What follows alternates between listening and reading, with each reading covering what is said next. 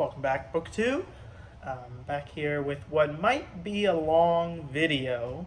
So, for those of you, maybe this will be a good background. I know a lot of times I like to put a video on while I'm making dinner or sort of doing some chores around the house. Maybe this will be one of those videos for some of you, but this is going to be another follow up to my Russian lit reading as well as a lot of Russian book hauling.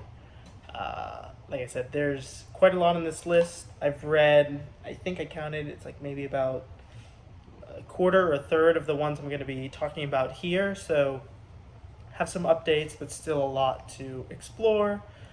I know one of these specifically was a recommendation I got in a comment, so excited to kind of give a quick review about that one.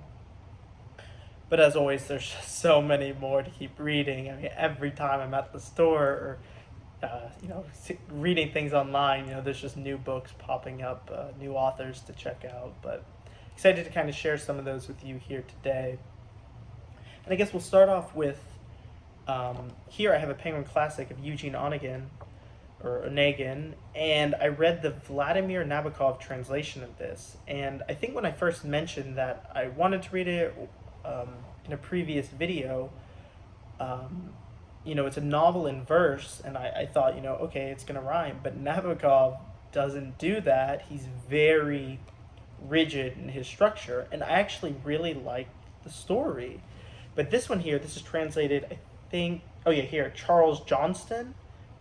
And from briefly glancing at it, he does rhyme. And there's even a little, preface or author's, translator's note where I think he specifically mentions that Nabokov sometimes was too strict in his translation, and you're still able to put it into English and keep a lot of that prose, sort of rhyming magic that Pushkin would have had when he first wrote it, or in the standard Russian.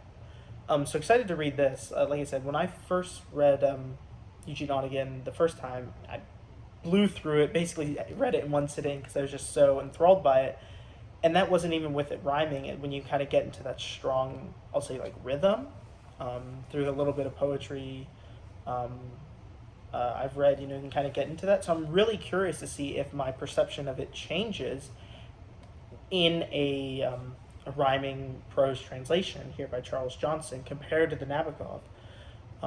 So I'll have to keep you updated. Like I said, this was one actually a bunch of these I'm going to show you. I guess I should just mention that now.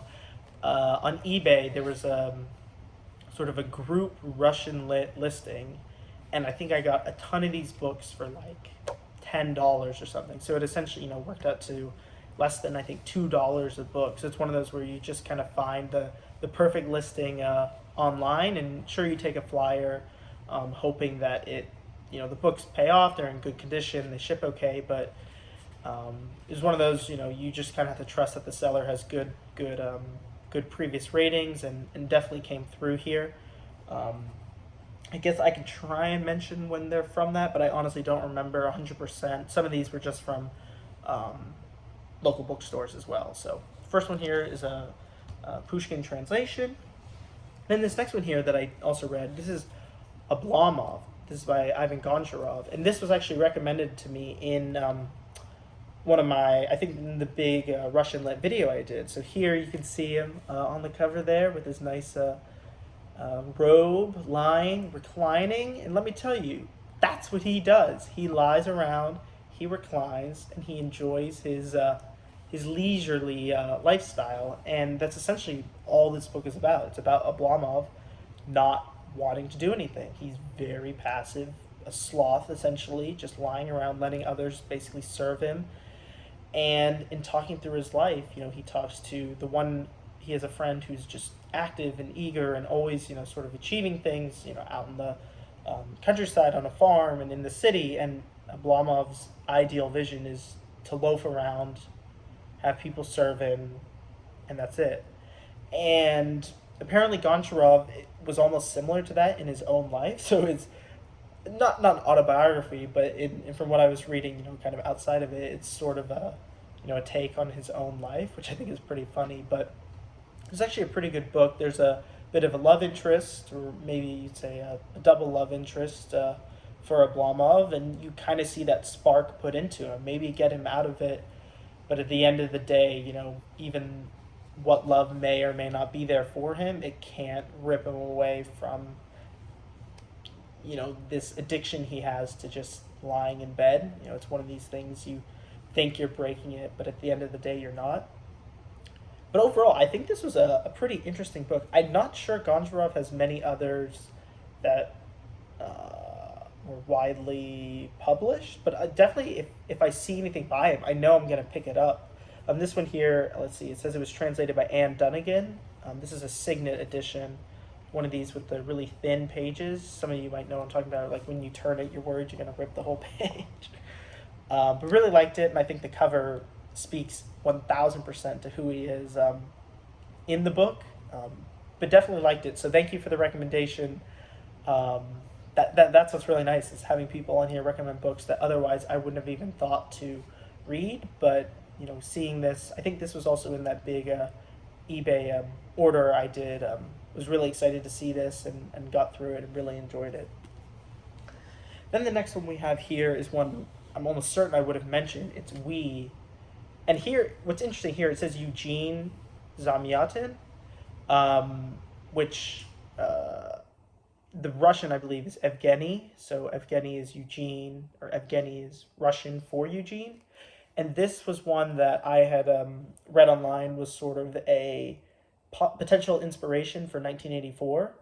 And I can definitely see that, as you read it. And this was a really good book, I think. You get sort of this idealistic world where this society is sort of living in, this big dome, this big bubble, trying to build essentially an aircraft to potentially explore the dangerous world outside. But we kind of have our characters all have letters and numbers and regimental schedules, and their entire day. They love their timetables. The government has these figures that do essentially public executions that are, bring awe to all the people. And it's very dystopian in that sense, but a really interesting book. I think it's one that I'll definitely need to go back to and do a reread of, because while you can enjoy it the first time, there's probably so many things that maybe you don't pick up on the first way through because you're trying to just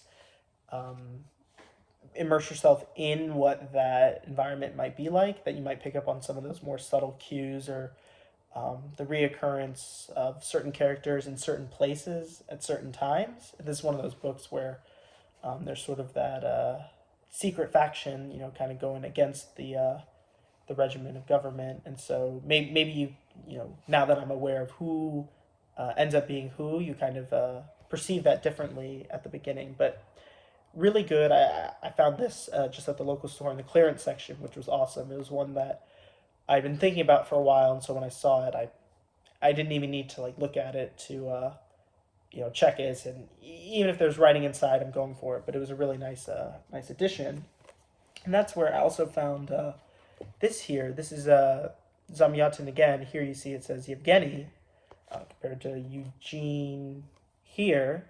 And this is some of his short stories. Here it mentions the dragon, but there's other ones. And so I figured, his novel of We was good. Might as well give his short stories a chance.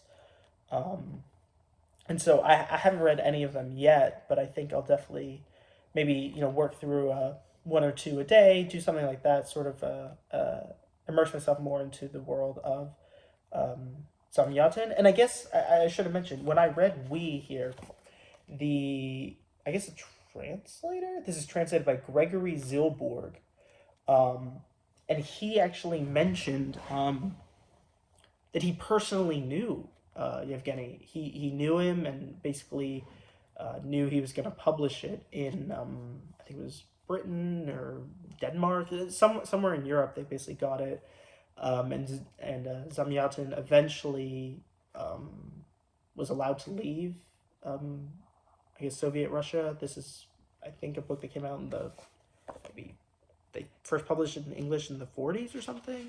Then obviously, as you can imagine, being 1924, I guess, but this edition was 52. Um, so pre-World War II, I guess he wrote it. But yeah, I thought that was interesting how the translator actually knows personally the author. I'm not aware of any of the other Russian books I've read where they personally knew the author. Maybe some of the original um, like Russian Tolstoy translations by there was a I can't remember the woman's name, but she did it in like the 1900s. Maybe she would have met some of these prototypical Russian authors. I would have to look into that. I'm not actually sure, but yeah, really enjoyed We, and then I'm gonna dive into some of the short stories from Zamyatin here. I guess maybe the Dragons is most famous, but there's 15 in here in this vintage book, so excited to kind of go through this as well. And then I guess what should I go to next? I guess here's a good one. So previously, I think I mentioned I read On the Eve by Ivan Turgenev, and really really liked it. Kind of writing about out in the countryside. Just sort of this. I guess it was almost like a triangular relationship in the world, and so then I got here. It's a volume 2. I don't have volume 1, but it's the vintage Turgenev with a bunch of stories, including On the Eve. So I didn't actually reread it, even though this is probably a different translation. But for instance, here, one of my standout, so I guess among the three, because I had already read On the Eve here, was called A Quiet Spot. A really good story about kind of this man who eventually kind of gets involved with this country family, goes out to their house, and at the end of the day, he's a little bit of a drama and a duel potentially, if I remember correctly, pops up, but really an interesting sort of premise. And I think from my reading, he goes and does a lot of this sort of rural countryside writing, but really liked that. And I think so far I've been a fan of the, I guess now 5 works of Turgenev I've read, and a 6th potentially being here, Sportsman Notebook. I know sometimes it's called Sportsman Sketches, I think, and this was one I think Joshua Credo actually recommended to me a bit ago. I think I posted on my Blue Sky account, which is Blue Sky's like Twitter. I posted there that I was looking for recommendations, and I think he said he read this or had heard good recommendations about this.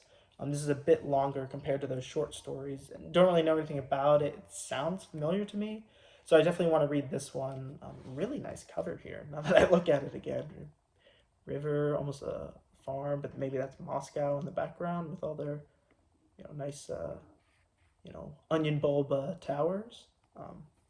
So I'll read this. This was another one that was in that big group order from eBay. But yeah, so far I've been a fan of Turgenev. I think maybe this is the sort of iconic one that I should be reading next. So I'll let you all know, keep you on the next update. I guess see where we are on him, or if that perception improves, declines. We'll have to see.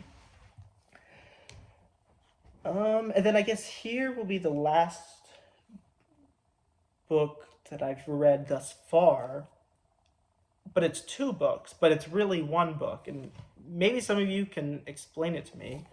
But we have here Black Snow, it's by Bulgakov, but also A Dead Man's Memoir, and it says theatrical novel. And you'll be saying, what do you mean it's 2 books, but it's 1 book? But the thing is, this is the exact same story, but they have different titles. For instance, I read Black Snow, and I said, "Oh, that was really good. Let me read A Dead Man's Memoir right after." And then I went, "Wait a second, this is the exact same story." So I don't know if it's something to do with translation. I mean, this here is a Penguin edition. This here is a Flamingo. I don't know if it's a translation thing or how this all works, but it was a fairly interesting story. Like, for instance, I'll show Black Snow because this is the actual paper pages I read. But we followed this aspiring author that is kind of writing, but essentially his plays getting adapted, or his stories getting adapted into a play. uh, but he's essentially losing his mind in a sense. Um, but it's sort of a really interesting, more, I don't know if thriller's the right word, but I thought it was really good, especially for a fairly short, quick read. Um, and maybe that's what Bulgakov does. I mean, when I read Master and Margarita, I guess it kind of has that fantastical element where there's things that are out of this world, but that wasn't really the case here, unless you count some of the guy's sort of delusion. As he's sort of imagining things, kind of becomes paranoid, but overall a good story. And maybe some of you, I guess I should do the research myself on what might have happened here in the um, differences between titles or versions. But yeah, really enjoyed this. And so now Bulgakov, like I said, loved Master and Margarita. This was good. I mean, here you see it mentions, he's also author of The White Guard. So I guess got to keep my eyes peeled for White Guard or anything else that Bulgakov might pop up in the store for me to read. And now we're going to get into ones I haven't read yet. So as always, my TBR has tons of books that I want to read, and certainly within the Russian world, I have a big shelf full of just Russian books I want to read. And I guess first we'll start here with Solzhenitsyn. So here I have One Day in the Life of Ivan Denisovich. Haven't read it. Very, very small books. I think I'll probably read this, pick it up one night and just kind of burn through it. But that name might be familiar to you. I know I saw it and it was familiar to me, and that's because I saw this. This is the Gulag Archipelago, also by Solzhenitsyn. And this is, as far as I'm aware of, a nonfiction account of what it was like to be in the gulags in Soviet Russia. This actually, even though it's a pretty hefty paperback, it's only parts, I think 1 and 2 of a 6-part Gulag Archipelago series. But I saw this, I think, in the clearance section at my bookstore, and so I just grabbed it because I've heard a lot of good things. I've heard that this book is incredibly depressing. It's about Gulag, so it's not like it would be all sunshines and roses and butterflies. But really excited to read this, just from a historical perspective and from what I've gathered is a very sort of iconic within its realm of nonfiction writing. And if anything, this reminds me of a book that Chekhov wrote on Sakhalin Island. Chekhov, who I'm reading, I don't have a copy with me. Chekhov, I'm reading a bunch of his short stories, collected stories by Chekhov right now. I leave it at work in case I have a chance to, just read a short one at work or something.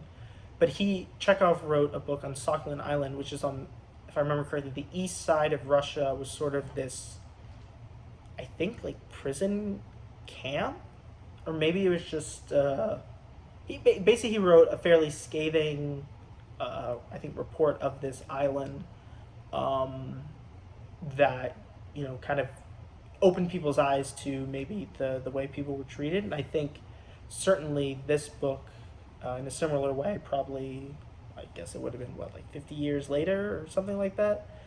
So I'll have to keep you updated on this. I know I'm definitely going to be reading this probably very soon, I think, actually, because I've been wanting to, at least I was thinking of reading a World War II book next, but I might go for this instead, just because when I saw it, I was so excited to have it. But yeah, and I hope I'm saying that right, Solzhenitsyn books.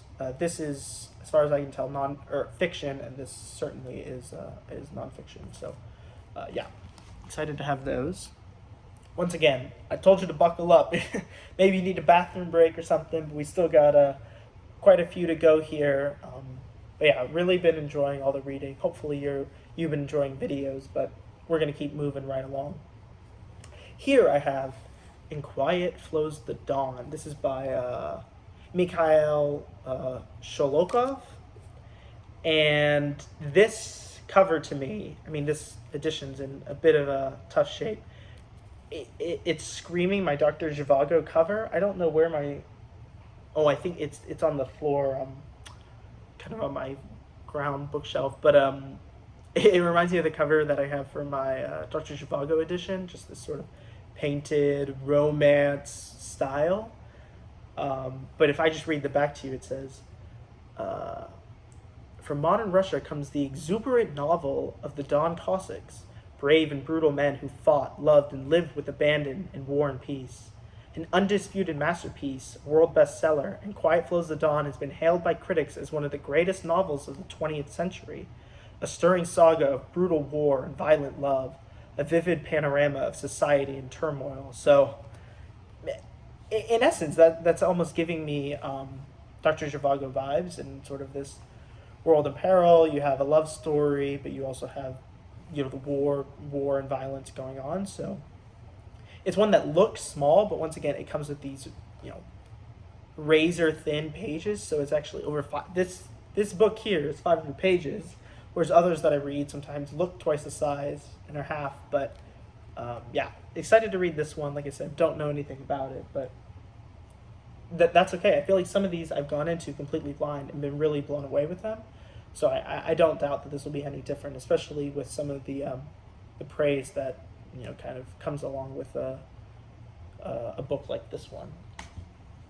And then next, a name that was familiar to me from some of my reading on short stories, but this is a classic as far as I think maybe what you read in school or things like that. This is Dead Souls by Gogol.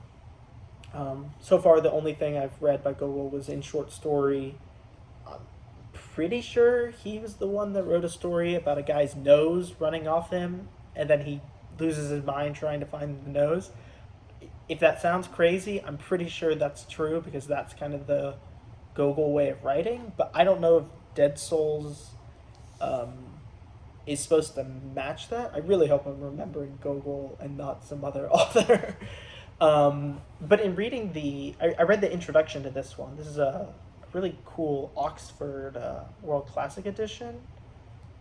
So, one of those where it kind of, if you have a whole set, it might look nice on the shelf. But when I read the introduction to this, it mentioned how Gogol, I think actually, this is part one, or maybe it doesn't say, but like he wrote a part two and then eventually burned it and passed away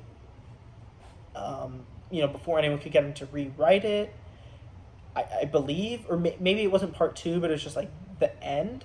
So I'm really curious to see if this sort of just drops off a cliff. What happens? This is one of those where Dead Souls, I've heard of it, but I really don't know anything about the story itself.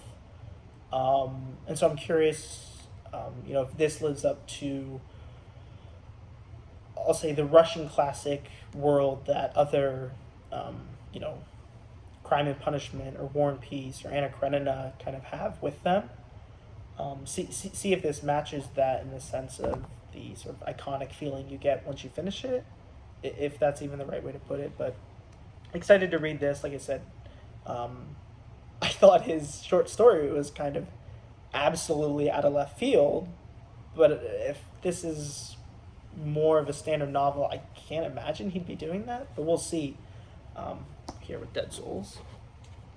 Then we have a nonfiction one here. This is Russian Thinkers by Isaiah Berlin. And I was really excited. This was also in that big eBay order because at the very beginning of this one is The Hedgehog and the Fox, which I have read. The Hedgehog and the Fox, he kind of posits that, you're either a hedgehog or a fox. I need to reread it. It's been a long time, probably 5 or 6 years since I read The Hedgehog and the Fox. So when I go through this, I'm going to read that as well. But I think this sort of gives us some other stories or writings on Russian life or philosophy, things like that. So excited to read through this. And just sort of get a picture. This is a really cool. I like this cover, and there's even this penguin sticker on the back. I've never seen a penguin have a sticker. Obviously, Penguin edition, even though this is a Pelican book. But yeah, excited, especially for Hedgehog and the Fox, but then to see what else Berlin has to offer in this book. Then, let's see, a few more here. This was one I found at a library book sale. This is Prologue. I don't think I've shown this on the channel before, but it says this is sort of a new, what does it say? Yeah, a novel from the beginning of the 1860s by Chernyshevsky. Don't know anything about it. Like it was like $1 or $2 at the library, so I picked it up. Don't know anything about Chernyshevsky either, so I figure why not just take a chance on it and see what it's like. And that's kind of the same for this one here. This is St. Petersburg by Andrew Bielli. I feel like maybe I have shown this one, but maybe I haven't. This is one where is it? Oh yeah, right here on the cover it says Nabokov says it's one of the four great masterpieces. Oh, there's a bug on the cover. Sorry, of 20th century prose. And so, like I said, I read the Nabokov translation of Eugene Onegin. Haven't read, for instance, like Lolita by Nabokov, or I think I was reading. There was a New Yorker article about Nabokov that I think was mentioning he has a fairly interesting autobiography. I think that's where I was reading it. There was a piece recently in a New Yorker magazine, maybe from a week or two ago, so early June edition, maybe late May, talking about Nabokov. So I definitely enjoyed reading that, but I can't 100% remember if it was a biography on him or something. But I figure St. Petersburg has been really interesting. More on that, I guess.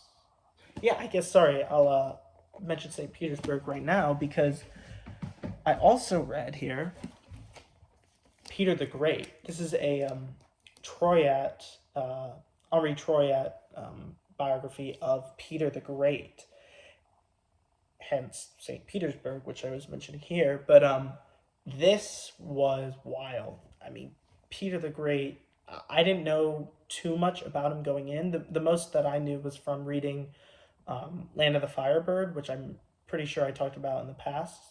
Land of the Firebird was just sort of a sweeping view of Russia and its history, its culture, music, poetry, religion, all sorts of very sort of wide sweeping from the whole history. And this obviously focuses just on Peter's taking of power as czar, traveling through Europe, fighting wars to try and establish Russia as a power in the world. And man, he's a violent guy. He's brutally torturing himself, but also other people, killing people. The ways of torture that he implemented were pretty shocking. And I think overall, I was also very impressed with who Peter was as a I don't know if adventurer and learner. Like he definitely had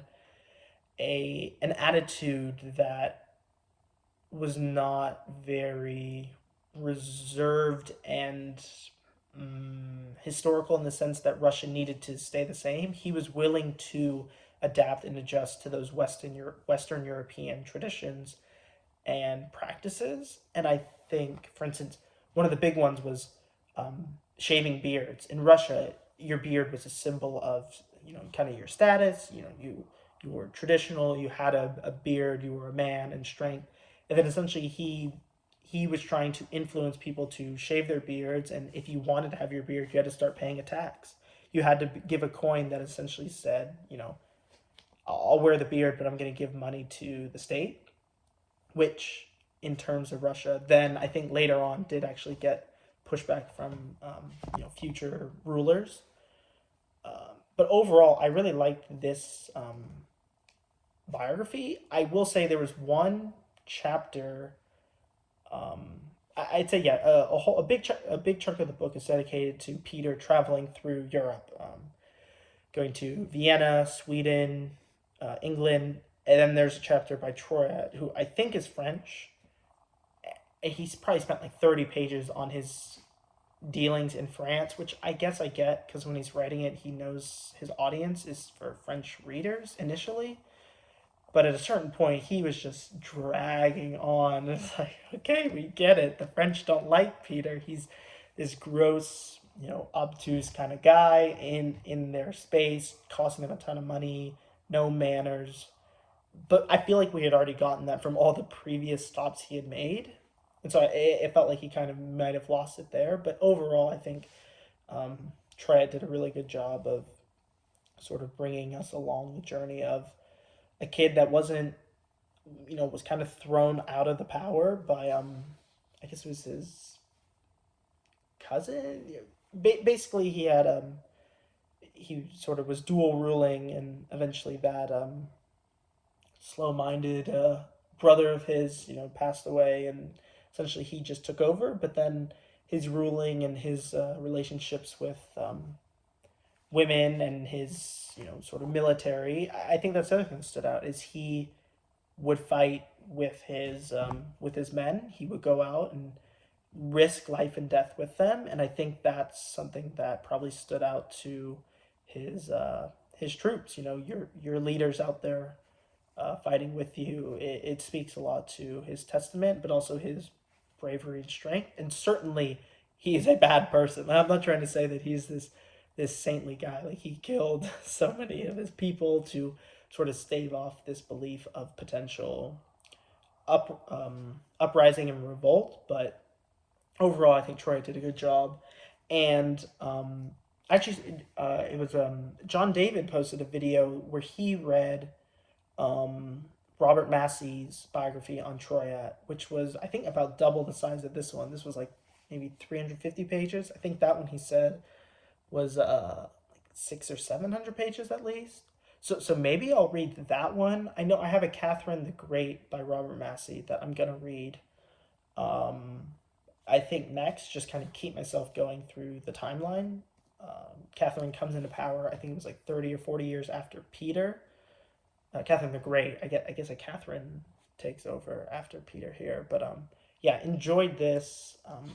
Like I said, I have a Tolstoy Troyat biography that I've read pieces of, kind of selections, specifically written to his War and Peace sort of time frame when Tolstoy was writing that. But I think in general, I liked Troyat's writing style. Obviously, this was translated by Joanne Pinkham, so that obviously will play a part, but she's going to translate his whole chapter on France regardless. But I think it was good either way, and getting a good sense. I think that's sort of my thought process is progress myself through the timeline of sort of the influential Russian leaders. So started with Peter, like I said, Catherine will be next, and I'll have to figure out where I go from there. All right, I know I said a few more, and that's still true. Sorry. I just found this one last weekend. This is Resurrection by Tolstoy. Let's see. This is translated by Vera Trial. This is a really nice, what is this, signet edition? Yeah, it's a signet with a really cool cover. I guess they always do this sort of romanticized cover, but I mean, I read War and Peace and loved it, and this year I read Anna Karenina and really loved it. So excited to read this Resurrection, which is Tolstoy's sort of last novel. I know he has short stories and other writings. I think somewhere I think I had another collection of like some of his shorter works, specifically Tolstoy's shorter works, not just like an overall Russian one, but relating to Resurrection. Once again, went into War and Peace blind and liked it. Went into Anna Karenina blind and liked it. So I want to do the same here. I know he's obviously a big name, but thus far he's really impressed me with sort of his storytelling, and this is over a 400-page one, so the shortest of, I guess, his three main novels. So excited to get to this. Right now, I mean, Tolstoy's definitely, if you said, who's your favorite author, I'd be hard pressed to pick someone over Tolstoy, I think, just because of how much I've loved reading War and Peace a long time ago, but then Anna Karenina recently. And I think those are ones that are very good rereads that I'll definitely want to go back to. With that being said, one other thing I found on eBay that I don't know, I saw it and it was probably extra, but for the price I paid, I thought it was very much so worth it. It's this, an Everyman Library box set of War and Peace. I mean, this is just beautiful. I think this is like $15, maybe $20. And it is so nice. And the other thing that really made me excited is it's a different translation than I originally read. So when I first read War and Peace, it was the Peviar and Volokhonsky translation. But this here, right? It's the nice everyman cloth. It's got the little bookmark here. But I think this is the Maud translation, if I remember correctly. Yeah, translated by Louise and Almer Maud. It has an introduction by R.F. Christian.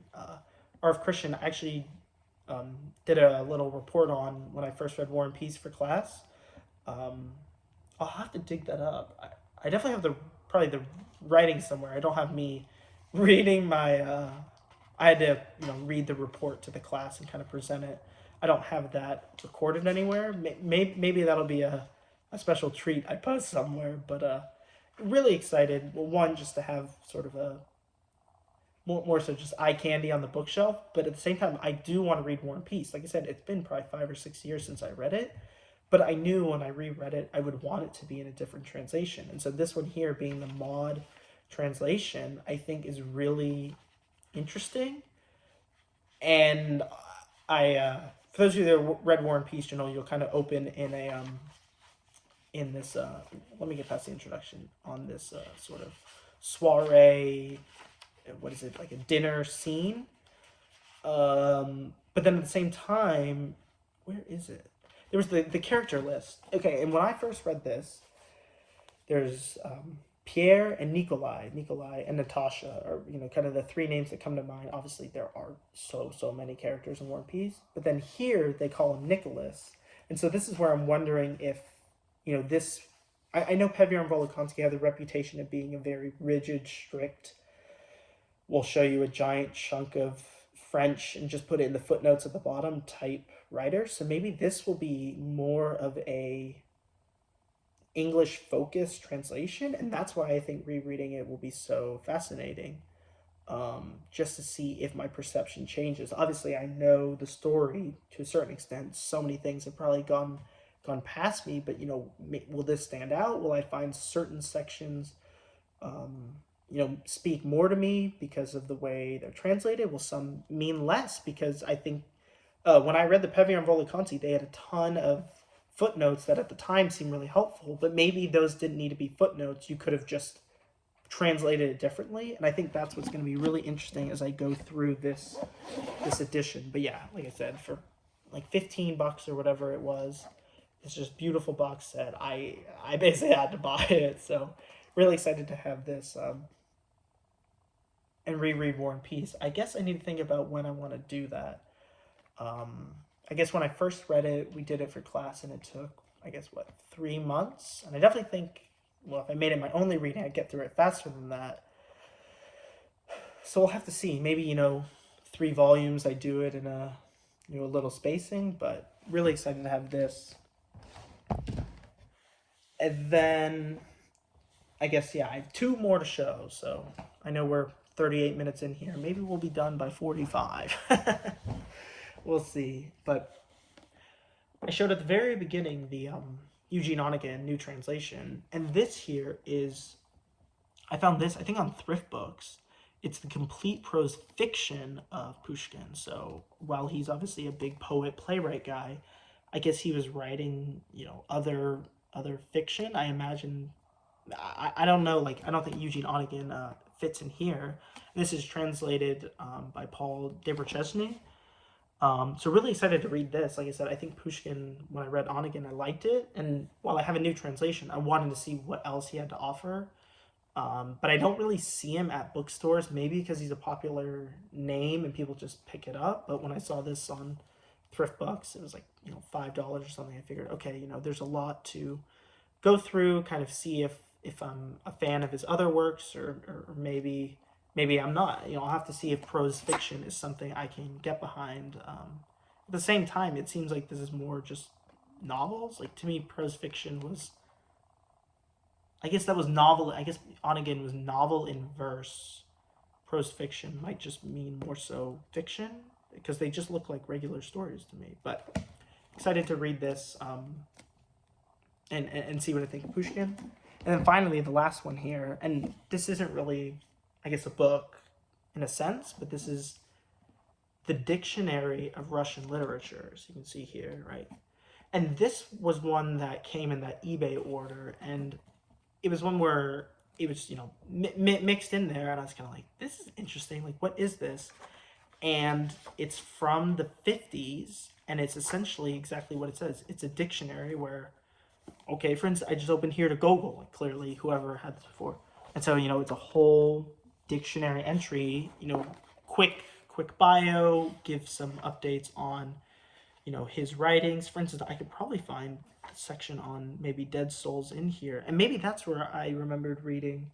I said the introduction to Dead Souls, I was reading that. Maybe it was in here that I was reading how he kind of wanted to get rid of. Here we go. The novel Dead Souls, the first part, is his masterpiece, despite its incompleted state. So here, it's like maybe I'm, wanting to refresh my mind on Google and just general his writing, maybe not specifically Dead Souls. I can go to this as a reference source. I thought this was really cool to have. I already started going through basically any of these authors that I've mentioned today have entries in here. Obviously, Tolstoy, Gogol, and Pushkin are going to have longer entries, but it was really a cool one to have. Sort of as this reference piece, I can go to, and at the same time get recommendations. That's what I did with which one was it? I guess it was Turgenev. I was looking at trying to get a better understanding of his other works, and that's where I think they mention it as Sportsman Sketches, not Sportsman Notebook, if I remember correctly. Let's see if I can find it. Go past Tolstoy. He's got 1,000 pages, as he probably should. But yeah, here they call it entitled Sportsman Sketches, or more literally, Notes of a Hunter. Okay, see? So it's one of those where I know it's from the 50s, but a lot of these books that I'm reading were written, 19th or early 20th century, so these authors are in here. So that's what's really interesting. Like I said, kind of wrapping up with a reference overall source was a cool one to have in a group order. But yeah, I guess going forward, what do I want to read? Well, let's see. Definitely going to read Resurrection by Tolstoy. That's inevitably going to happen. I think, where is it? Here, reading more about rereading Hedgehog and the Fox plus the other works in here. And then, I guess what else will be next? I don't know. Maybe I go with like In Quiet Flows the Dawn. Kind of go back to a traditional novel in that sense and see what this has to offer from an author I'm not familiar with. Maybe Sholokov is a popular one I should know, and so this is where if I read it and really like it, I go to that really nice dictionary and kind of piece my way past it and figure out what's next. But yeah, I know this was a long video. Hopefully you all were able to stick with me through it. If not, that's okay too. And once again, if you have recommendations, let me know. Maybe I started writing some reviews on Substack. I put my first one up last week. I'm going to write another one, I think, this weekend. But yeah, let me know if there's other ones that you really like. Maybe you've read some of these and have thoughts. Oh, Gulag Archipelago. I was also going to read this. Yeah. Maybe you read Gulag and think, it's good if I have, all 3 books, because I split them 6 parts into 3 separate books. Maybe I need to have all 3 and just burn through it. Maybe it doesn't really matter when you read the second part after. Like, you don't need to go right into it. But yeah, that's what I've been reading. And one more video for you all to suffer through. I know. I've been talking for a while, but I guess I can do that. And that's just going to be general reading. So while I've had a lot of Russian reading and plans going forward, I have been reading other stuff too.